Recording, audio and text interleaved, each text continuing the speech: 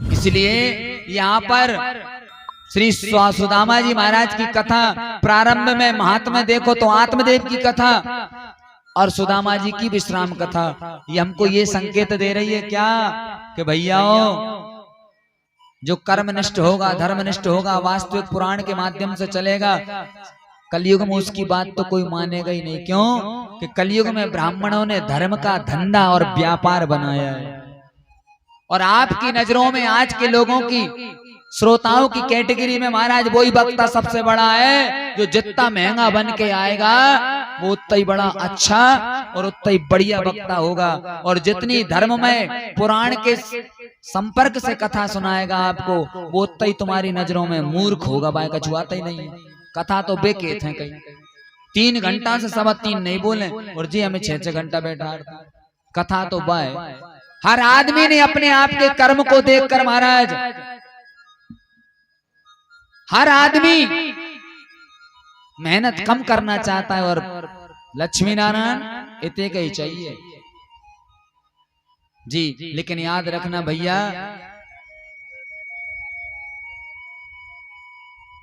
कब तक, आखिर कब तक इस चीज का आप समन्वय करोगे? 2, 4, 6, 12 और 12 साल के बाद क्रम बदलता है।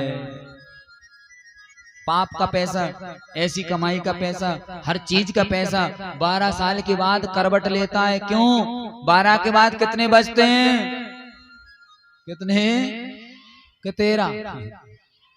अच्छा 1 बचता है जी। यानी कि क्रम बदल जाता है। ऐसे ही 12 वर्षों तक पाप का छीना हुआ, झपटा हुआ, अनेक अनेक प्रकार का दूषित धन, कम मेहनत करके ज्यादा कमाया हुआ धन, लोगों को मूर्ख बनाकर उनका हरण किया गया धन केवल 12 साल तक सुख देगा। और धन वो कमाओ भैया जो पीढ़ी दर पीढ़ी तक चले, उसको कहते हैं संपत्ति। ऐसी संपत्ति मत कमाओ। इधर सुशीला ने जिद की कि आप जाइए और द्वारिकाधीश के पास जाकर कुछ सहायता मांगिए। सुदामा जी कह रहे हैं देवी में चला तो जाऊंगा, लेकिन 4 जगह ऐसी हैं जहां पर खाली हाथ नहीं जाया जाता। कितनी जगह? कौन कौन सी? बोले पहली जगह है गुरु। गुरु के घर जाओ तो कभी खाली हाथ मत जाओ, चाहे हाथों में 2 फूल ले जाओ। गुरु। दूसरा स्थान है महाराज राजा मंत्री, किसी के यहाँ भी जाओ तो कभी खाली हाथ मत जाओ, उसे कुछ उपहार लेकर के जाओ। तीसरी जगह क्या है? कथा अथवा मंदिर। कथा में जाओ अथवा मंदिर में जाओ, कभी खाली हाथ मत जाओ। मैं जा नहीं कह रहा हूं कि मैं पूरी महीना ही तनख्वाह धल लाऊं है। और शायद आप 6 दिन और आज 7वां दिन आपसे फिर मैं आज कहूंगा कि मैं रोज ये कहता हूं, आज भी कहा सुबह मैंने दोपहर में आपसे कि एक बार तुम जे मत दो, कम से कम ताली और मुंह से भजन तो गाओ। पैसा मत दो, मत चढ़ाओ, धल्ले जाओ तुम तो भाई। यदि ये मुझे देगा तो महाराज आप और क्या जाने वो कहां से देगा। ध्यान रखना, क्योंकि राजा से ना मांगिए राजा ना काऊ को दे, और मांगो तो मेरे राम से जो राजा को भी दे। ऐसे से मांगो जो सबको दे रहा है। और केवल ये नहीं कि मैं आपको इम्प्रेस करने के लिए बोल रहा हूँ कि अरे साहब महाराज बहुत अच्छी कथा और फलाना और ढिकाना, ऐसा मैं रियल में करने का प्रयास रखता हूँ 24 घंटे। ध्यान रखना,